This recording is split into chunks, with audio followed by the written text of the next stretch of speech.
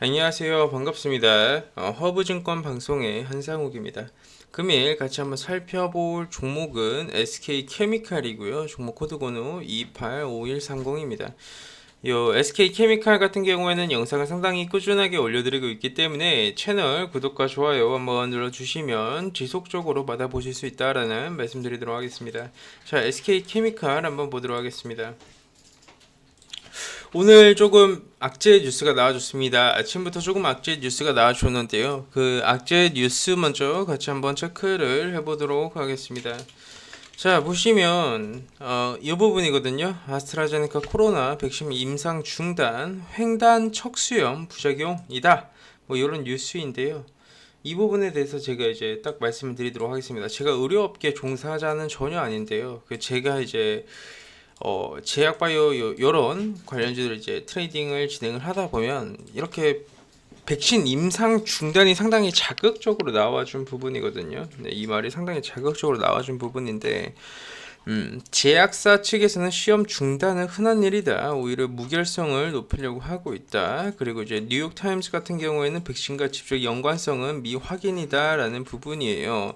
근데 임상을 진행할 때 지금 아스트라제네카 입장에서는 그 많은 인원을 상대로 임상 진행을 하면서 한 사람한테 이제 부작용이 딱 나온 거예요. 한 사람한테 심각한 부작용이 나와줬다라는 부분인데 그게 이제 정확하게 뭐 어떤 부분인지 제약사 측에서는 말을 아꼈고요. 뉴욕타임스 같은 경우에는 횡단 척수염이라는 부분입니다. 근데 이런 부분이 조금 나와줬기 때문에 잠시 임상을 중단한 게 아니라 일시 정지했다라고 생각을 해주시면 될 것 같습니다.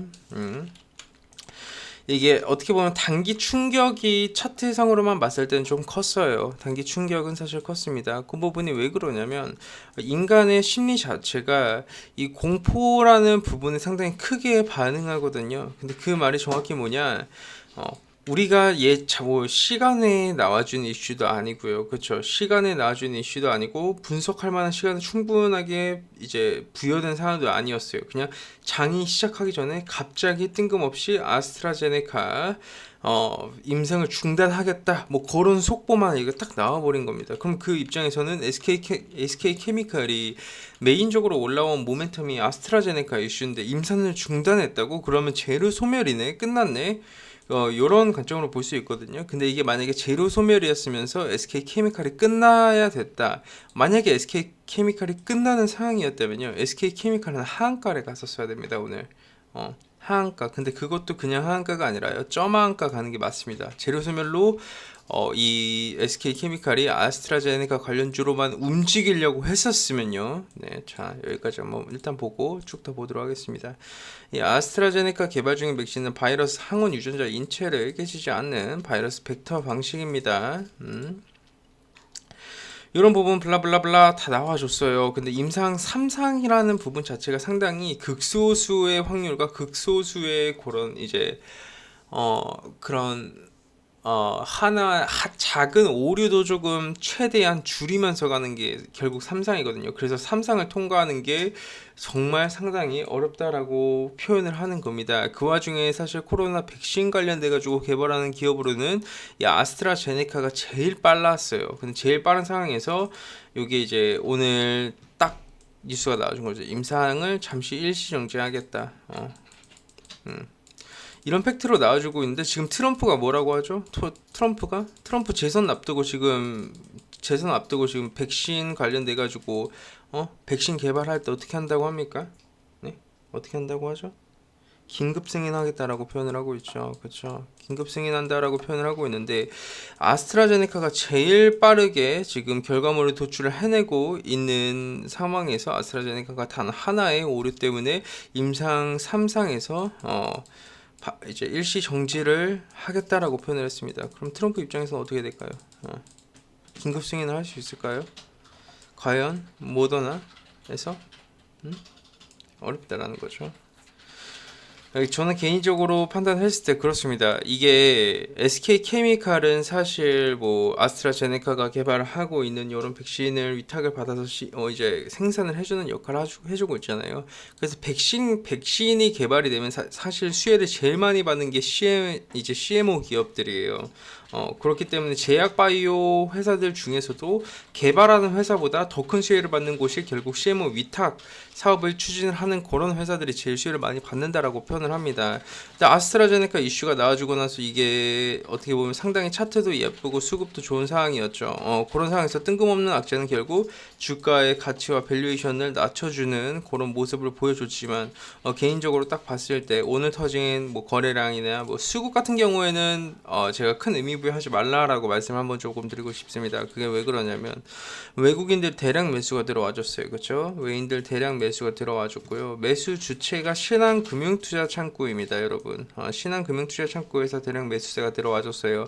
근데 여기서 제가 한 가지 말씀드리고 싶은 부분은 악재 나와주고 주포들이 살아 있다라고 판단이 되는 종목군들은요, 대부분 이렇게 개파락이 나와주고 외인들이 저가 매수에 들어와줍니다. 왜냐하면 여기서는 무조건 단타 구간이 나오거든요.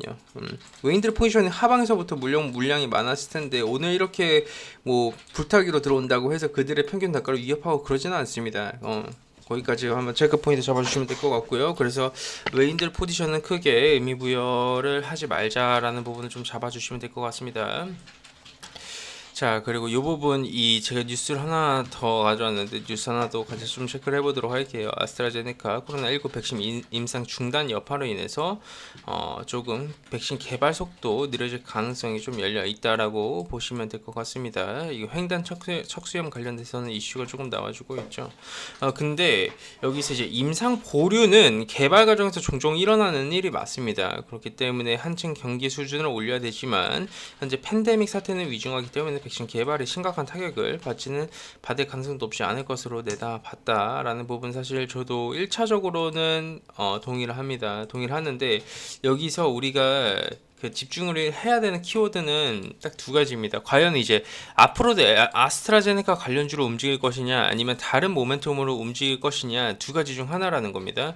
결국 이 아스트라제네카로 모든 걸 다 쇼부로 보려고 했으면 오늘 하한가에 진입을 하는 게 맞았고, 근데 아스트라제네카 관련된 이슈가 엄중하게 나와줌에도 불구하고 주가가 버텨준 부분을 우리가 좀 체크를 해보면 아스트라제네카 말고도 다른 이슈로 올라가줄 수 있을 만한 가능성을 열어둔 게 오늘 보여준 SK케미칼의 이런 캔들이지 않을까라고 판단이 되고 있습니다.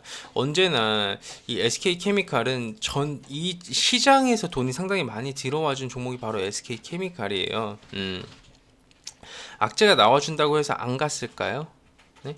모멘텀이 소멸이 됐다고 해서 그 종목이 계속 주구장창 빠질까요? 제 예시를 들어서 하나 좀 보여드리도록 할게요. 신일제약 한번 볼까요? 신일제약 대주주 매도 나오고 어떻게 됐죠? 네?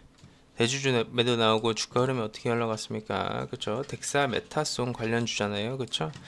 연상 랠리 달리다가 점화한가 두들겨 맞고 세력들 돈 들어오고 나서 명확하게 매직 구간 다시 지나고 올라오죠. 이런 종목군들은 한 번에 안 죽는다라는 겁니다. 그래서 우리가 주도주를 매매하는 이유가요. 주도주는 한 번에 안 죽기 때문에 우리가 주도주를 매매를 하는 겁니다. 거기서 SK케미칼은요. 명확하게 백신주들 중에서도 주도주 중 한 종목이었어요. 이런 종목이 악재 하나 나와준다고 바로 끝난다고요. 근데 그거는 제가 그 부분에 대해서 딱 말씀드리자면 이거 악재 하나 나왔다고 끝났다라고 얘기하는 사람들은 대부분 그 주식 경험이 적거나 아니면 이런 종목군들이 나왔을 때 맨날 손절만 하신 분들이 대부분 그렇게 말이 나와주는 겁니다. 하방으로 조금 더 횡보 매직 구간 걸치고 갈 수도 있고요. 아니면 이런 식으로 쭉 옆으로 기어갈 수도 있는데요. 어떤 이슈가 됐든 이 이유를 가져다 붙이고 주가를 끌어올리면 되는 거거든요. 결국 우리가 기대하는 모멘텀은 알고 있어야 되고 파악은 해야 되는 건데 이런 상황에서 재료 소멸이었으면 하한가로 내려 꽂았을 거고 재료 소멸이 아니었기 때문에 이 정도로 선방을 해줬다라고 보시면 될 것 같습니다. SK 디스커버리도 한번 같이 보도록 할게요. 그렇죠? SK 디스커버리도 결국 아스트라제네카, SK 바이오사이언스 관련주로 엮여서 움직여줬죠. 그리고 오늘 아래꼬리 쭉 달고 반등 흐름 잡아주고 있는 모습입니다. 의미가 있는 가격대가 결국 이 정도 가격대이기 때문에 이 가격대 위로 시가 아래꼬리 시원하게 한번 달아주고 올라와 준 거예요. 이 의미가 뭘까요? 네, 안 끝내겠다라는 의지입니다. 네, 안 끝내겠다. 아스트라제네카 뭐 임상 중단한다고요. 그 악재 나와주고 나서 지금 이렇게 만들어진 거잖아요. 그렇죠?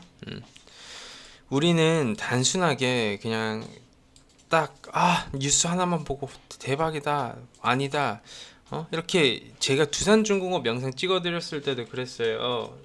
두산중공업 찍어드렸을 때도 유상증자 나왔을 때 있죠. 저는 유상증자가 나와줄 걸 알고 있었거든요. 이때부터. 네, 두산솔루스 매각 되면 유상증자가 나와준다라고도 말씀드렸어요. 그리고 나서 개파락이 쭉 나와줬잖아요. 그쵸? 그때 시간의 한가고 요때였죠. 그때 제가 어떤 말씀 드렸냐면 유상증자 우리 다 알고 있잖아요. 다 알고 있는 악재는 악재가 아니에요 라고 말씀드렸습니다. 그리고 나 상당히 강한 반등을 보여주고 흘러내리고 있는데 뭐 이건 두산중공업 영상에서 말씀드리도록 하고요. 우리가 봐봐요. 이 SK 케미칼도 마찬가지예요. 끝날 거면 여기서 죽든가. 왜 여기서 안 죽었나? 여기서 안 죽은 의미에 대해서 설명을 할 수 있는 사람이 있을까요? 왜인들 저가면서 65,000주 들어와가지고요. 정말 확실하나요?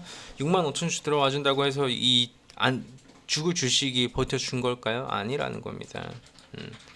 아니라는 거예요. 시가총액이 4조 3천억이거든요. 이제는 예전 시장이랑 달라서 이런 악재가 나와준다고 해도 내가 단가 관리 잘하고 분할매수 잘하면 좋은 결과물을 가져갈 수 있는 게 바로 이런 종목입니다. 왜? 한 키워드 하나만 명심하면 됩니다. 키워드 하나. 어떤 키워드 하나만 명심하면 되는 줄 아십니까? 주도주는요. 한 번에 네, 죽지 않는다입니다. 죽지 않는다. 그래서 우리가 매매할 때 주도주를 하는 겁니다. 아셨죠? 네. 자, 좋습니다. 그러면 SK케미칼 관련된 영상 오늘 여기까지만 좀 찍고 마무리하도록 하고요. 도움 되셨다면 구독과 좋아요 한번 부탁드리도록 하겠습니다. 감사합니다.